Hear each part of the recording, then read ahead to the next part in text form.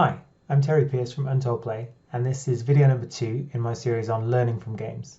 Today I'm going to be looking at the board game Codenames. So, in Codenames, you are in teams and you're playing to try and uncover secret agents that are dotted around the world. So, you'd be on a red team and a blue team, and each team would have one spy master. So, if you look at this map at the front here, this shows you whereabouts the blue and the red spies are hidden. So, for instance, the red, and this corresponds to this 25 cards on the table here.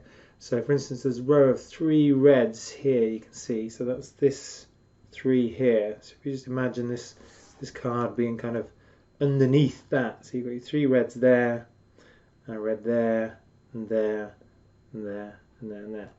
And the same for the blue. So if you're on the red team, your spy master, and only the spy master can see this card. Nobody else can see it. So all of these is what most people can see. These cards here, these 25 words, and the spy master of the red team knows that the red team's targets are these ones that are marked on the map as red. So the spy master needs to give a clue that will help the rest of the team guess which squares they're talking about.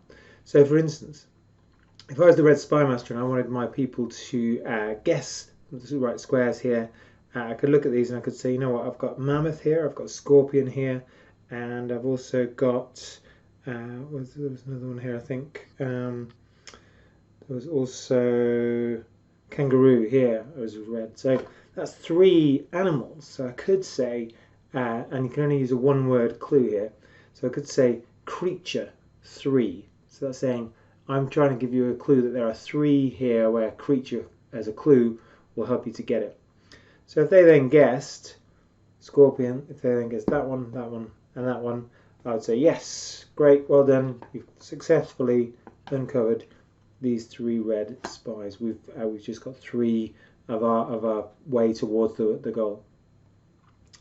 If, however, they got it wrong and said, oh, actually centaur, I think that's a creature, maybe it's centaur that you're talking about, then we look on the map and see that centaur isn't a red. Centaur is in fact the black, which is the assassin, which means that red team loses. So you have to be very careful not to give clues that might lead to the assassin.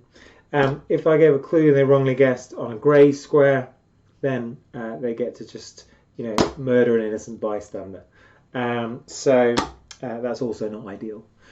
So I mean that's where we'll leave the trappings of the game and the spy master and the spies and stuff behind it.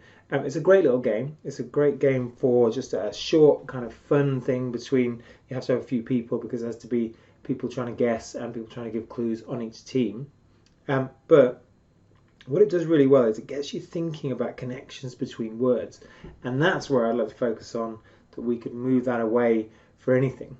So if you were to, even just keeping broadly the same system, but instead of having these random words, substitute words that are relevant to your topic, then if you're in education, you can use that with chemistry or geography kind of terms, and making the people who are playing really think about, okay, how do I give a clue that's going to get these 2 elements or these 2 places? Or any topic you want. If you're thinking on a more kind of corporate training kind of level, something like that. It could be about project management terminology. It could be about concepts that are important to leadership. So if people are starting to think about, okay, motivational types or engagement, if these are the kind of bits of terminology here, how do I give a clue to connect those? And it's really making both the clue giver and the guesser think very carefully about these ideas. And those ideas that I've just mentioned are just keeping the format exactly as is. If you get that more general idea of kind of trying to give clues to things and making people guess about the connections, then you could kind of take some of the ideas here and use them slightly differently in some larger game-based learning solution, or in some kind of gamification where you're asking people to give clues to other members of their team or other players in the game that require a little bit of thought around the connection. Why is that clue going to lead to this place?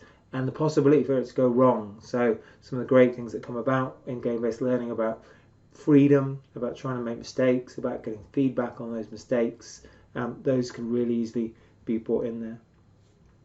So that's Codenames and some of the ways that I think it could be used to transfer out of a purely entertainment type game into learning-based games.